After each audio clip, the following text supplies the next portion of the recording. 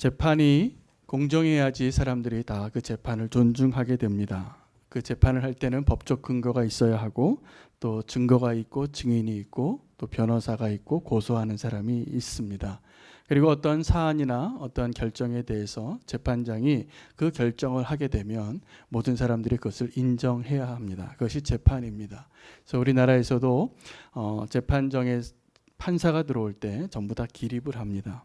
그 판사가 이제 결정하는 그 모든 상황을 다 보고 마지막에 파이널 디시전을 하는 사람이기 때문에 그렇습니다. 그런데 오늘 예수님께서 십자가에 달리시기 전에 마지막 관문이 뭐였냐면 재판이었습니다. 그 재판을 통해서 예수님이 십자가형을 받는 죄인으로서의 형벌을 받게 되는 것이죠. 세상의 모든 재판이 공정하지는 않은 것 같습니다. 요즘도 지금 이 시대에 이렇게 민주화된 나라에서도 어떤 재판을 보면 좀 불공평한 것 같다.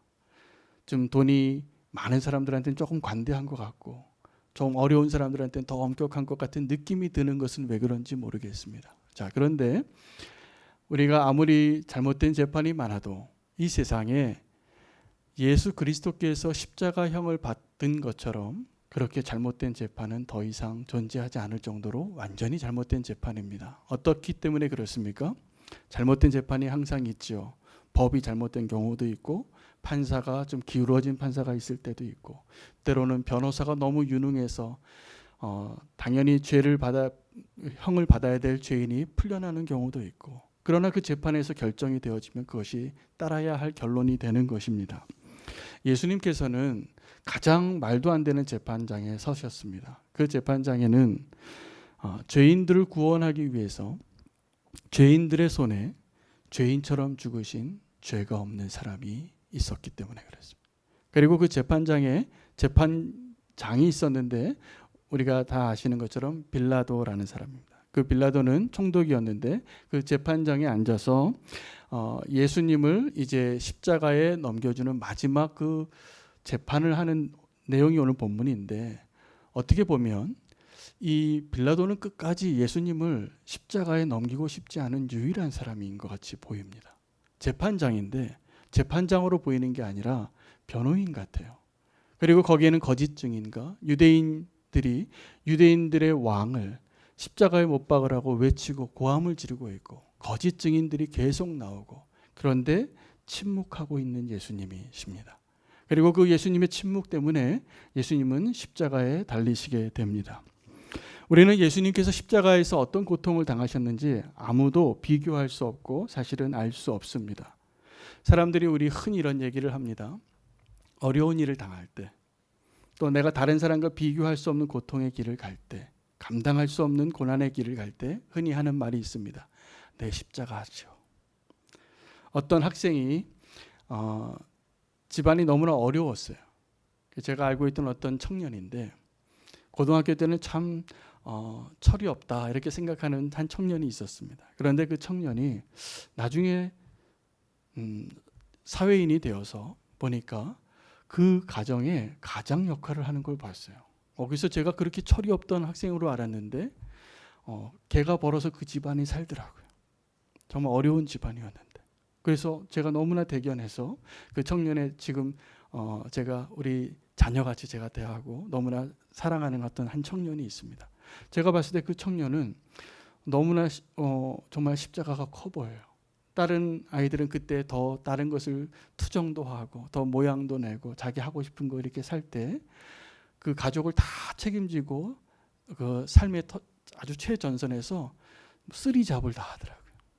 그리고 정말 열심히 살아서 자기의 어머니도 쉬게 하고 그렇게 열심히 일하는 한 청년을 봤습니다. 제가 보기에 그 청년의 십자가는 다른 청년들과 비교할 수 없이 무거운 것 같이 보였습니다. 또 어떤 성도님은 남편이 너무 속을 썩여요. 그냥 평범하게만 살아줘도 참 좋겠는데 계속 남편으로서의 도리를 못하고 마음을 계속 아프게 하는데 그 일이 하루 이틀이 아닌 그러한 성도님도 보았습니다. 그 성도님을 위해서 기도를 계속 하게 돼요. 너무나 마음이 아파서. 근데 그 성도님들도 보면 다른 성도님들과 비교할 수 없는 십자가를 지고 가는 것 같아요. 그런 분들이 계십니다. 여러분 제가 다 알지 못하지만 우리가 다 내 삶이, 내 여건이, 왜 우리 자녀는 왜 이렇게 힘들고, 왜 이렇게 어려운 일이 있고, 내 남편은 왜 이러고, 우리 부모님은 왜 그러고, 우리 가족 가운데 누구는 왜 이렇게 아픈 사람이 있고, 우리가 생각하는 십자가가 많이 있지만 예수님의 십자가하고는 비교할 수 없는 이유가 한 가지가 있습니다. 우리가 예수님의 고통이, 십자가에서 당하신 고통이 얼마나 큰지 우리가 헤아릴 수 없고 비교할 수 없는 이유는 그 고통의 크기 때문만이 아니라 예수님은 죄가 없으시기 때문입니다. 그리고 그 예수님이 십자가에 달리신 그 이유가 저와 여러분과 같이 죄악 때문에 우리가 멸망할 수밖에 없는 우리를 위해서 예수님께서 친히 십자가의 길을 가셨고, 오늘 이 재판을 통해서 이제 예수님은 말도 안 되는 그 재판에 서셔서 피의자로 서서 십자가형을 받는 죄인으로 판결을 받습니다. 그리고 예수님은 그 십자가의 길을 가시게 됩니다. 여러분, 예수님께서 그 재판정에서 딱 한마디를 하셨어요. 무슨 말인지 아십니까? 여러 질문을 했는데 이 빌라도가 첫 번째 질문에 내가 유대인의 왕이냐? 라고 물었을 때 네 말이 맞도다 라고 그 대답 한마디 하시고, 그 뒤를 이어서 계속 나오는 가짜 증인이죠. 거짓 증인들이 계속 나와서 고소하는 겁니다. 예수님이 이렇게 말했었고, 이러한 행동을 했었고, 이렇게 안식일을 어겼고, 이렇게 신성모독을 했고, 이 많은 거짓 증인들에 대해서 한마디도 대꾸하지 않고 다 수용하십니다. 그래, 맞다.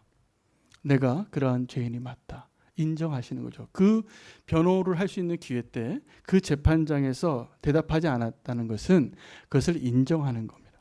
그런데 예수님께서 다 인정하셨는데 한마디를 하셨다는 그 내용이 무언가가 오늘 제가 말씀을 전하게 된 그 시작이 됐습니다. 예수님께서 그 한마디만은 인정하고 싶고 그 한마디 하나만은 꼭 알려주고 싶었던 것이 있었던 것 같습니다. 그것이 뭐냐 하면 내가 너희의 왕이라는 것입니다.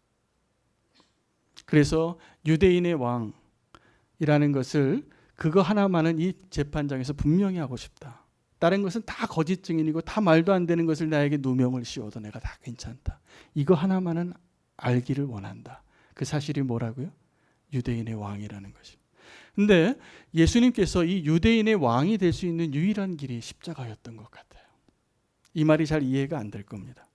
예수님은 왕으로 이 예루살렘 성에 입성할 때요, 수많은 사람들이 환호를 불렀습니다. 호산나를 외치고, 호산나 거룩하신 이가 오신다고 그렇게 찬양을 하고, 나귀를 타고 오는데 옷을 깔고 환호성을 하고, 그렇게 입성할 때 환호했던 그 사람들이 지금 이 십자가의 재판에서 예수님을 십자가에 못 박으라 외치는 자들로 다 바뀌었거든요. 그런데 예수님께서 십자가에 돌아가셔야 할 이유가 여러 가지 있었겠지만 그 중에 하나, 예수님이 오늘 대답을 들어보니까 예수님이 유대인의 왕이 될 수 있는 유일한 길이 십자가였어요. 자, 예수님이 유대인의 왕이라고 말한 것 때문에 어떤 거짓 증인이 와서 그렇게 얘기한 거죠. 이 사람이 유대인의 왕이라고 감히 얘기했다. 우리의 왕은 누군데? 로마 제국의 황제인데. 이 유대인이 사실은 그때 나라도 배반하고 하나님도 배반하고 다 배반하고 이 유대인이라 왕이라고 말하는 예수님을 십자가에 못 박기 위해서 다 돌변한 겁니다. 자, 그런데 예수님이 유대인의 왕이라는 그 죄패의 의미가 뭐냐면 십자가에 달려 죽으시는 것이 유일하게 정말 유대인의 왕이 되는 길이셨어요. 바로 그 이유 때문에 사람들이 죽이려고 했기 때문에 그렇습니다. 여러분, 오늘 우리가 다시 한번 예수님이 십자가에서 돌아가시게 되기까지 그 재판을 받으시는 그 본문에서 우리가 분명히 알아야 될 것은 예수님의 십자가 앞에서 나는 누구인가? 입니다. 예수님의 십자가 앞에서 오늘 우리가 분명히 붙잡아야 할 사실 하나는 예수님이 우리의 왕이시라는 것. 아멘이 되십니까? 유대인들은 예수님이 우리의 왕이라고 말한 그 사실 때문에 십자가에 못 박히셨어요. 그것을 인정하고 싶지 않았어요. 그러나 예수님은 그들에게 이렇게 말하는 겁니다. 내가 너희의 왕이 되어야 한다. 그래야 너희가 산다. 여러분, 십자가의 의미가 많이 있지만 예수님께서 이 유대인들에게 진정한 왕이 되셔야 그들에게 소망이 있는 것이었어요. 그래서 그 재판이 다 엉터리고 말도 안 되는 인민 재판이었지만 예수님께서는 그 사실 하나를 우리에게 메시지로 남겨주시기 위해서 그 재판을 받으신 것이 분명합니다. 유대인의 왕이 될 수 있는 유일한 길이 십자가에 달리시는 것이었습니다. 여러분, 우리가 십자가에 대해서 많이 이야기하지만 정말 십자가를 아는지 오늘 이 예배 시간을 통해서 다시 한번 주님 앞에 우리의 마음을 열어 보여주시면 좋겠습니다. 여러분 정말 십자가를 아십니까? 십자가를 사랑하십니까? 우리도 십자가의 길을 가실 수 있겠습니까? 여러분 십자가의 길을 많이 이야기해요. 나는 죽고 예수로 산다고 얘기하는데 정말 십자가에 대한 은혜를 이야기하려면 한 가지 전제가 있는데 내가 죽어야지만 십자가의 은혜를 아는 거예요. 내가 죽어야만 부활의 소망을 누리는 거예요. 그런데 우리는 어떤 사람들을 많이 만나냐면 신앙생활을 오래 했지만 너무나 오랫동안 십자가를 피해간 사람들이 많다는 거예요. 어떤 분들은 제가 보니까 한 번도 십자가를 제대로 지어본 적이 없는 분도 계세요. 그런데도 예수님을 10년, 20년 믿을 수 있습니다. 십자가 한 번 지지 않고. 이게 축복일까요? 나는 운이 좋은 걸까요? 저는 그렇게 생각하지 않습니다. 오늘 이 말씀을 통해서 만약에 내가 여태까지 십자가를 잘 피해봤다면 오늘 이 자리가 십자가 앞에 서서 예수 그리스도께서 나에게 유일한 왕이 되는 그 십자가를 바라보실 수 있는 은혜가 우리 가운데 허락되어지기를 축복합니다. 여러분 내가 죽어야 십자가 되는 것입니다. 빌라도는 그 재판에서 재판장으로 서 있었습니다. 재판 자리에 앉아서 예수님에게도 이렇게 얘기한 것이죠. 내가 너를 놓아줄 권세도 있고 또 너를 십자가에 넘길 권세도 있는데 나에게 얘기해보라. 그때는 예수님이 아무 말씀 안 하셨어요. 근데 예수님이 네가 유대인의 왕이냐 이 질문에만 유일하게 대답했다는 사실이 십자가가 예수님께서 유일하게 왕이 되실 수 있는 길이었다는 것이 분명해집니다. 자, 이 빌라도는 재판장이었는데 이 사람들이 하도 예수님을 죽이려고 하니까 변호인 같이 오늘 대화들이 이어집니다. 증거들이 다 나왔는데 다 가짜인 거예요. 재판장이 봤을 때 재판장은요 고소하는 사람이 있고 변호하는 사람이 있고 다 듣습니다. 그리고 그 근거를 이야기하고 아주 객관적으로 결론을 내리는 사람인데 그가 내린 결론은 한 가지가 분명해요. 예수 그리스도에게 죄가 없다라는 사실. 그 재판에서 예수님이 죄가 없다라는 사실을 알고 그렇게 믿었던 유일한 사람이 빌라도입니다.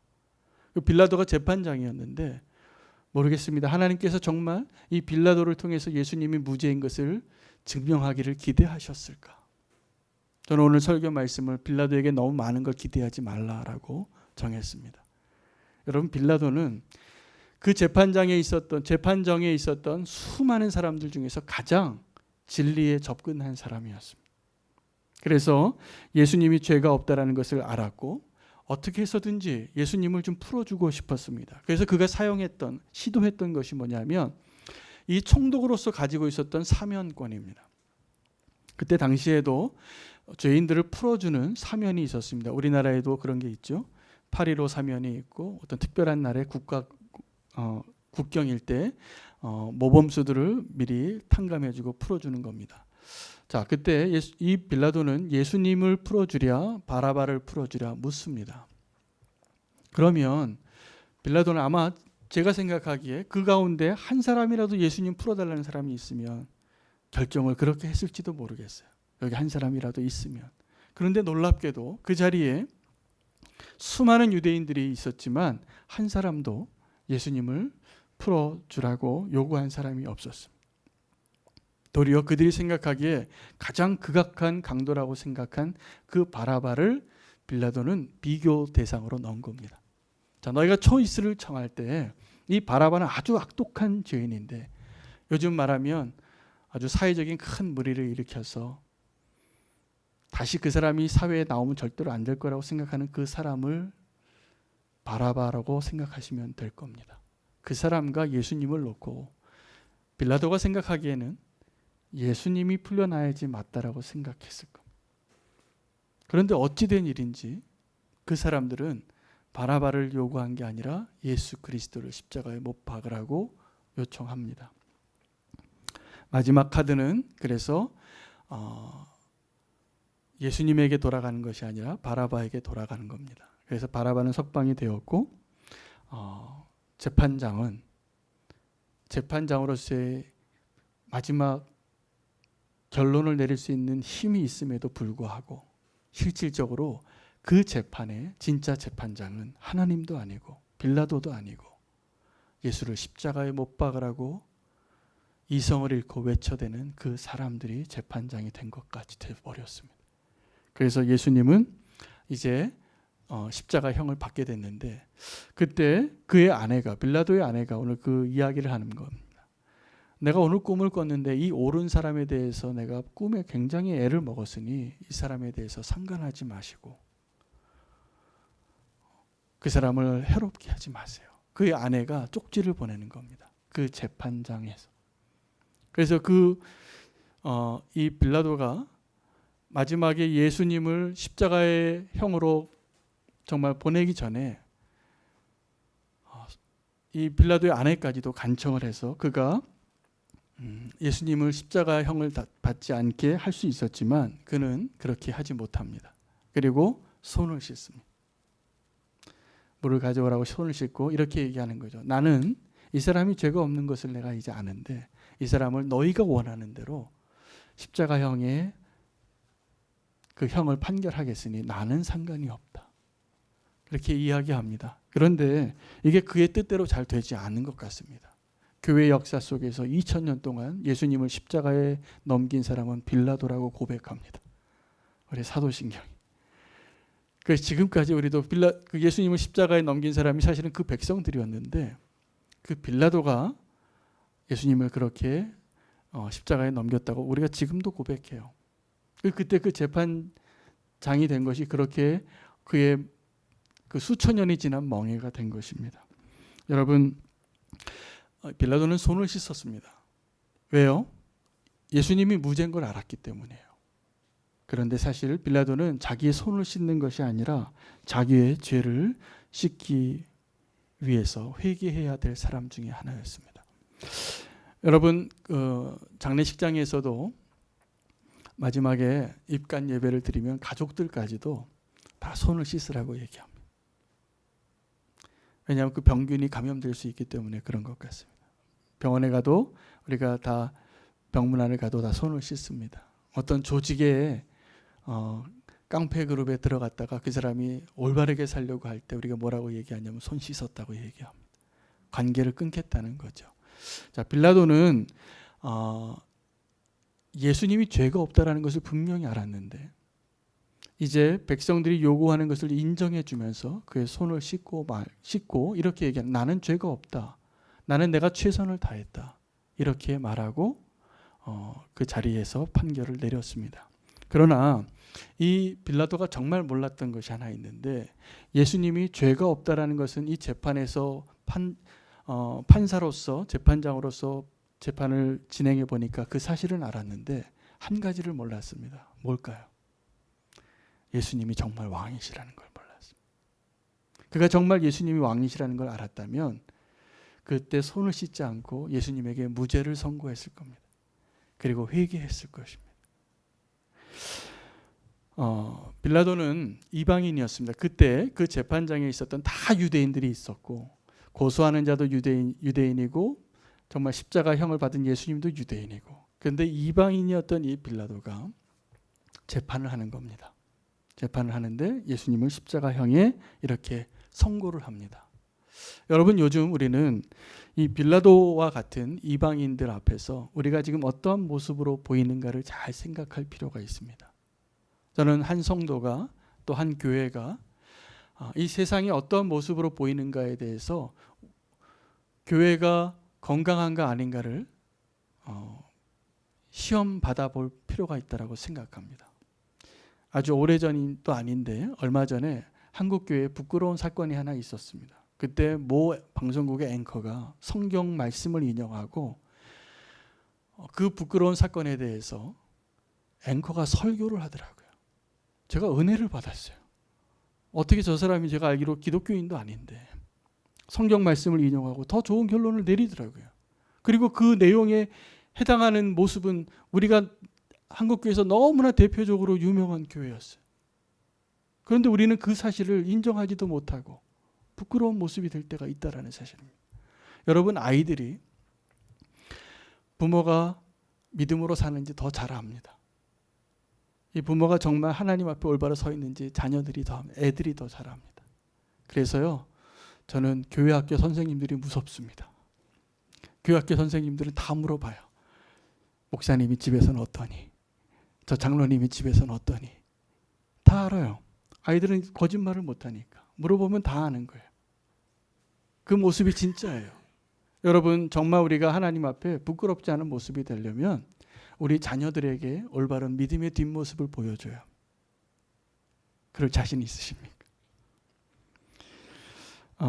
모처럼 믿지 않는 동창들을 만나면 그런 얘기들을 해요. 교회에 대해서 목사가 어때야 되는지, 사모가 어때야 되는지, 믿는 사람이 어때야 되는지 더 잘 알더라고요. 이래야 되는 거 아니냐고. 그 사람들이요, 모르는 게 아니에요. 기대치가 있고요, 성경 말씀 그대로 더 잘 알고 있는데 우리는 모르는 줄 알아요. 천만의 말씀입니다. 교회를 나가보지 않은 사람들도 그리스도인들이 마땅히 어떻게 행동해야 되는지 더 잘 알고 있습니다. 그런데 우리가 문제는 빌라도의 눈에 보였던 예수 그리스도와 유대인의 모습이 어떠했는지처럼 우리는 지금 이 시대의 빌라도에게 어떠한 모습으로 보여지고 있는지 우리는 생각해 봐야 합니다. 빌라도는 또 한편으로는 이방인이었지만 또 한편으로는 우리의 모습이기도 합니다. 이 빌라도가 손을 씻고 자기는 이 예수 그리스도가 무죄한데 십자가형에 합당하지 않은데 그렇게 넘긴 것을 이렇게 한 거죠. 나는 죄가 없다. 근데 제가 보니까 많은 성도님들이 어떠한 잘못된 일이나 문제 앞에서 손을 씻는 빌라도랑 아주 비슷해요. 그 어떤 교회의 아픔이나 문제가 있을 때 그 문제에 대해서 내가 책임지고 나의 문제라고 생각하고 함께 아파하는 것이 아니라 이렇게 하는 거죠. 손을 씻고 나는 상관이 없는 것 같이 얘기하고 나는 깨끗해졌다고, 나는 의로워졌다라고 생각하며 살아가는 성도들이 많아졌습니다. 빌라도 같아요. 그런데 그 빌라도의 모습으로는 정말 십자가의 은혜에 들어갈 수 없습니다. 빌라도는 손을 씻는 것이 아니라 자기의 죄를 씻어달라고, 예수 그리스도가 하나님의 아들인 걸 정말, 예수 그리스도가 정말 유대인의 왕인 것을 정말 알았더라면 손을 씻는 것이 아니라 회개했어야 돼요. 여러분, 우리가 동일합니다. 우리는 정말 회개할 자리에서 손만 씻고 손가락질할 때가 너무나 많은 거예요. 저를 포함해서 이 시대의 교회의 아픔과 성도의 아픔이 너무나 많은데 제가 보니까 빌라도가 너무 많아요. 페이스북에 보면 또 SNS에 글을 올리는 거 보면 다 손 씻은 빌라도가 너무 많아요.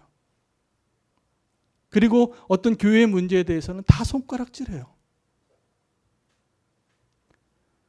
우리는 이제 그 일을 멈췄으면 좋겠어요. 우리의 기도도 그렇게 되면 안 돼요. 정말 내 마음으로 통회하고 한국교회를 위해서 기도하려면, 우리 자녀를 위해서 기도하려면, 우리의 나라의 지도자들을 위해서 기도하려면 내 가슴을 치시고 내 마음을 찢으세요. 손만 씻고 빌라도가 되지 마시기 바랍니다. 베드로는 예수님께서 마지막에 마지막 만찬 때 발을 씻겨주셨죠. 스승인데 이 제자의 발을 씻겠다고 하니까 제자들이 다 손사래를 했습니다. 예수님이 어떻게 내 발을 씻기신다고. 그럴 수 없다고.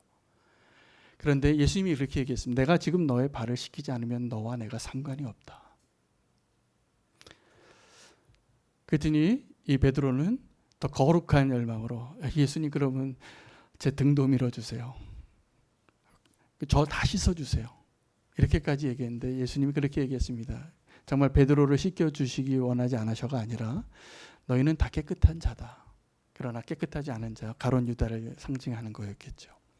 깨끗하지 않은 자가 있기 때문에 발을 씻어주신 겁니다. 예수님이 발을 씻겨주신 의미에는 겸손한 리더가 되라는, 그래서 겸손의 본을 보이는 의미도 있고, 너희들 가운데 아직 온전하게 회개하지 않고 지금도 예수님을 배신하려고 하는 가룟 유다를 향한 메시지이기도 하였던 것이죠. 자, 그런데 이 가룟 유다 때문에 그렇게 베드로가 나의 발뿐만 아니라 나를 다 씻겨달라고 했는데, 예수님께서 그 베드로에게 했던 메시지가 이 지금 빌라도가 예수님을 향해서 손을 씻는 메시지하고 정반대 행위인 것을 알아야 됩니다. 예수님은 제자들의 발을 씻기시면서 내가 너의 발을 씻겨주지 않으면 너와 내가 상관이 없는 것이기 때문에 발을 씻겨야 되겠다라고 말씀하셨습니다. 빌라도는 이제 내가 예수와 상관이 없고 이 유대인들과 상관이 없으려고, 이 재판과 상관이 없으려고 손을 씻은 거였습니다. 우리가 그러한 모습이 될 때가 너무나 많기 때문에 오늘 십자가 앞에서 우리는 손 씻는 빌라도가 아니라 정말 회개의 모습으로 주님 앞에 나가기를 원합니다. 오늘 제가 이 예수님이 재판 받으시는 그 재판의 사건들을, 재판의 장면을 묵상하다 보니까 십자가의 의미가 더 뚜렷해지는 거예요. 예수님이 이 재판을 왜 받으셨는가? 예수님이 이 재판을 통해서 우리에게 주시고자 하는 메시지가 무엇인가? 우리는 십자가를 너무나 쉽게 얘기합니다. 나는 죽고 예수로 살고를 그냥 유행가 가사처럼 얘기할 때도 있는 것 같아요. 별로 의미가 없이 막 얘기해요. 그러나 여러분, 나는 죽고 예수로 사는 게 얼마나 어렵습니까? 그리고 그 기쁨이 얼마나 깊습니까? 그것을 제대로 알지 못하고 그냥 습관처럼 나는 죽고 예수로 살고, 그렇게 그냥 쉽게 내뱉을 말이 아니에요. 정말 깊은 의미가 있는 것입니다. 제가 이번에 일본에 가서, 성지순례 가서 아주 은혜를 받은 장소 가운데 하나가 엔도 슈사코라고 하는 일본 기독교 문학인이죠. 그 사람이 작업을 했던 그 집이 있어요. 근데 그 앞바다가 너무나 멋집니다. 제주 앞바다보다 더 멋있는 것 같아요. 쫙 절벽에 집이 앉혀 있고 푸르른 바다가 쫙 펼쳐져 있어요. 정말 아름답더라고요. 그 엔도 슈사코는 그곳에서 침묵이라는 소설을 씁니다. 그런데 그 침묵이라는 소설을 쓴 이유가 그 지역에 마음 아픈 기독교 순교자들의 이야기가 있는 곳이기 때문에 그래요. 자연은 너무나 아름다운데 그곳에서 일어났던 기독교인의 핍박의 역사는 너무나 마음 아픈 겁니다. 그 책을 읽어보신 분은 아시겠지만 그 침묵이라는 책은 이 엔도 슈사코가 십자가의 의미를 너무나 깊이 있게 잘 파헤친 책입니다. 꼭 한번 읽어보시길 제가 권면합니다. 그 17세기 초에 말에 일본에 캐톨릭 선교사들이 들어와서 그 교토 지역에 복음이 전해집니다. 그리고 부흥이 일어났습니다. 부흥이 일어나니까 중앙정부에서 이 기독교인들을 핍박합니다. 그래서 많은 순교자들이 생겼는데 이 침묵이라는 소설은 소설이지만 사실을 토대로 한 소설이에요. 그래서 이름이 다르고 지명이 다를지라도 실제로 있었던 일들을 소설에 다 집어넣은 겁니다. 페레이라라는 신부가 포르투갈에 소문이 들린 거예요. 그 신부님이 배교했다라는 소문이 들립니다. 그래서 그 신부님이 정말 배교한 게 맞는지를 확인하기 위해서 로드리고라는 신부가 일본에 다시 들어오는 거예요. 그리고 그가 겪었던 일들의 내용이 소설의 줄거리입니다. 이런 거죠. 그 페레이라라는 그 신부님은 이 로드리고 신부의 스승이었어요. 그러니까 이런 거죠. 어느 날 유기성 목사님이 배교했다는 소문이 들린 거예요. 그래서 제가 그거 확인하러 간 거예요.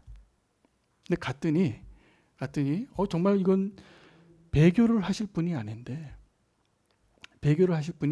그분이 배교를 했어요. 실제로.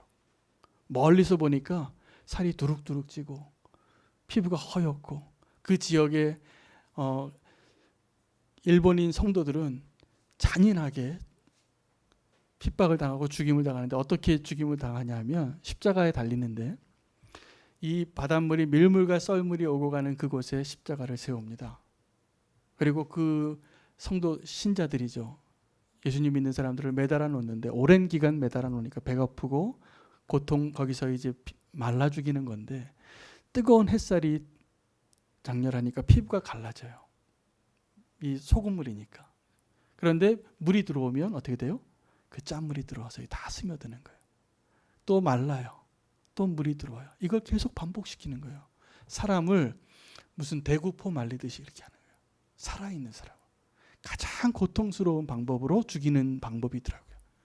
그게 인간이 어떻게 보면 정말 예수님이 당하신 고통보다도 더 심하지 않을까 싶은 방법으로 이 일본의 그리스도인들이 그렇게 순교를 했어요. 실제로. 이 엔도 슈샤코가 그런 이야기를 듣고 그 아름다운 곳에서 이 소설을 쓴 거예요. 그 로드리고 신부가 그 배도한 그 페레이라 신부를 찾아갑니다. 그런데 그 배교의 사인이 증거가 뭐냐면 예수님 상을 바닥에 놓고 그 일본인 신자들이 그 예수님 상을 아주 이 벽돌같이 생긴 그 상을 발로 밟고 지나가면 배교한 걸로 인정하는 거예요. 그런데 많은 일본인 성도들이 그 예수님 상을 밟지 않습니다. 그래서 십자가에 달려서 그렇게 바닷가에 말려서 죽는 고통 신음 속에 죽어가는 거죠. 자, 그런데 일본 사람들이 얼마나 더 악독했는지 이 로드리고 신부에게 그냥 십자가에 똑같이 그 일본인 성도들과 똑같이 순교하게 하면 됐을 텐데 그렇게 하질 않는 거예요. 따뜻한 방에 집어넣고 진수성찬을 차려줘. 하루하루 사는데 이렇게 회유를 해요. 배도하라. 이 예수의 상을 밟으라. 그런데 이 로드리고 신부에게는 고난을 주는 게 아니라 따뜻한 밥과 따뜻한 방을 허락해 놓고 옆에서 하루에 한 명씩 일본인 성도를 죽이는 거예요. 그 신음소리를 듣고 더 괴로워집니다. 더 괴로워요.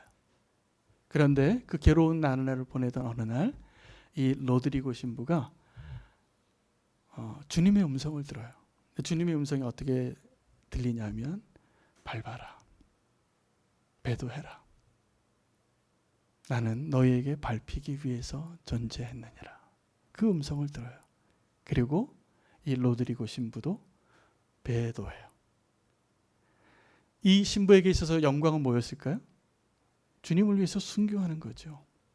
다른 그 선교지에 있는 성도들도 다 순교하는데 그들을 가리켰던 신부가 선교사가 배도하는 거는 그들에게 더 큰 타격이 되는 거였죠.